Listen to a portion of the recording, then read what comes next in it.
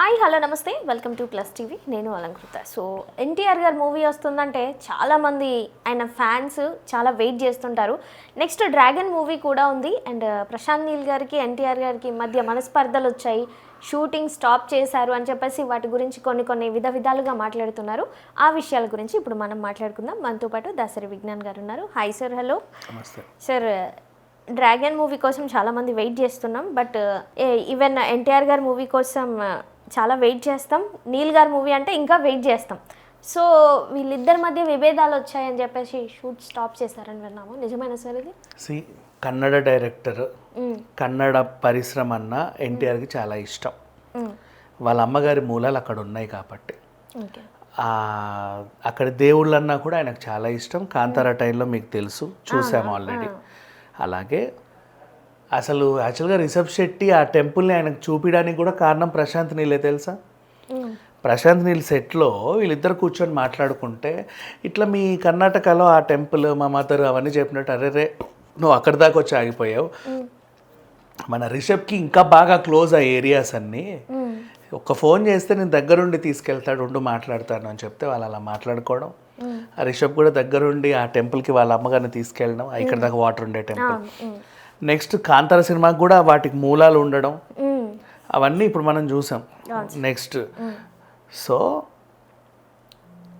ప్రశాంత్ అంటే ఎన్టీఆర్కి గౌరవం యాజ్ ఎ డైరెక్టర్గా, ఒక కన్నడిగుడిగా ఒక మంచి ఫ్రెండ్షిప్ కూడా ఉంది వాళ్ళ మధ్యలో.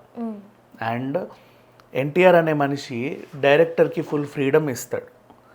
ఇట్టుంటే బాగుంటుంది, అట్టుంటే బాగుంటుంది అని చెప్పడం.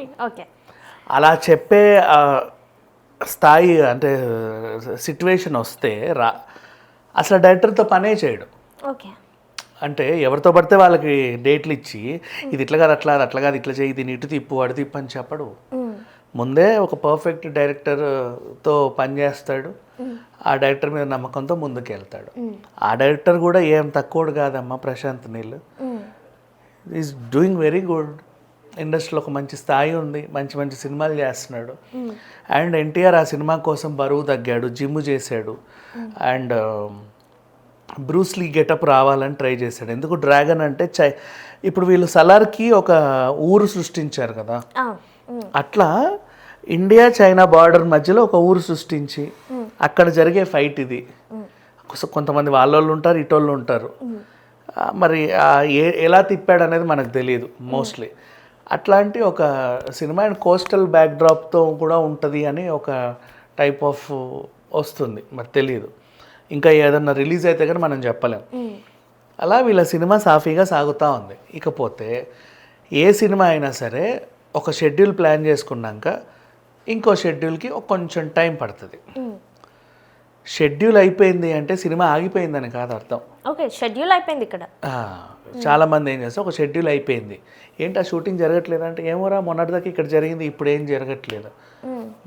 ఎందుకు జరగట్లేదు? కొట్టుకున్నారేమో, తిట్టుకున్నారేమో, ఆగిపోయిందేమో. దేనికి అవసరం ఏముంది? మళ్ళీ ఆర్టిస్టుల డేట్లన్నీ సెట్ చేసుకొని మళ్ళీ ఒక ప్లాన్ చేసుకొని మళ్ళీ ఒక షూటింగ్ అదంతా సెట్ చేసుకొని అక్కడికి వెళ్తారు. అది కూడా ముగించుకున్నాక ఇంకో దగ్గరికి వెళ్తారు. ఫిలిం సిటీలో భారీగా చేశారు మొన్నటి వరకు, కొంచెం గ్యాప్ వచ్చింది. నెక్స్ట్ మళ్ళీ దాన్ని సెట్ చేసుకోవాలి. ఈ లోపే అసలు ఎక్కడ లెవెల్కి తీసుకెళ్తారంటే సినిమాని. అందుకేనేమో ఇలాంటివి డిఫెండ్ చేయడానికే ఈ ఫ్యాన్ సంఘాలు వచ్చాయి. మొన్న అల్లు అర్జున్ పెట్టుకున్నట్టు, అంతకుముందు ఎన్టీఆర్ గారికి కూడా ఉన్నట్టు ఇట్లాంటి వార్తలు వచ్చినట్టు వాళ్ళు ఖండిస్తూ ఉంటారు.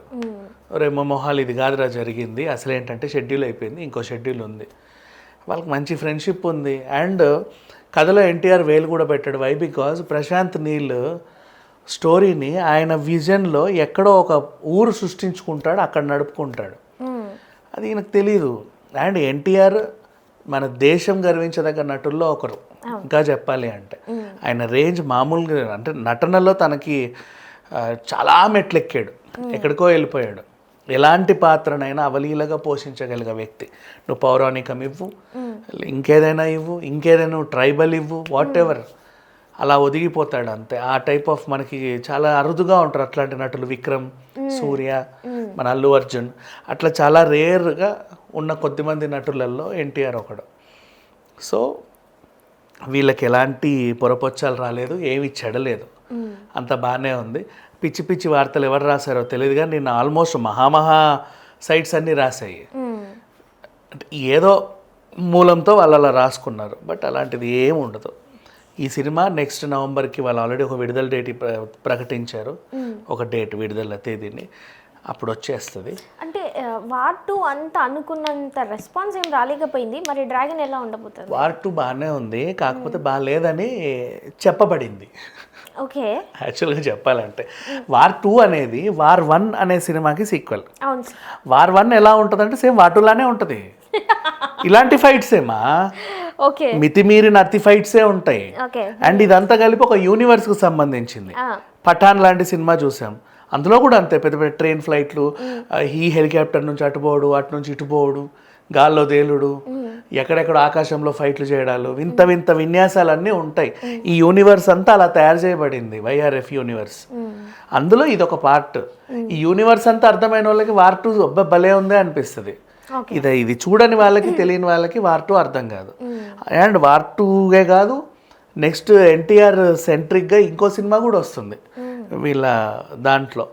అండ్ నెక్స్ట్ ఈ యూనివర్స్కి సంబంధించి ఆలియా భట్ అండ్ ఇంకో అమ్మాయితో అదేంటిది ఆల్ఫా కూడా వస్తుంది ఇప్పుడు డిసెంబర్లో రిలీజ్. అది ఈ యూనివర్స్ అర్థమైతే ఈ సినిమాలు అర్థమవుతాయి. వార్ 2 పర్ఫెక్ట్ సినిమా, అది దాంట్లో ఎక్కడ కూడా ఏమి చేయడానికి లేదు. ఆ సినిమాకి అలాంటి విన్యాసాలే కావాలి, వాళ్ళు కోరి అలాగే పెట్టుకుంటారు. అంటే నువ్వు ఇక్కడ నుంచి పోయే హెలికాప్టర్కి ఇట్లేసి ఆపడం కాదు, మళ్ళీ గాల్లో ఎక్కడం, అదే గాల్లో దాన్ని తిప్పి తిప్పి తిప్పి తిప్పి ఎటో కొట్టడం, ఇట్లాంటివన్నీ ఉంటాయి.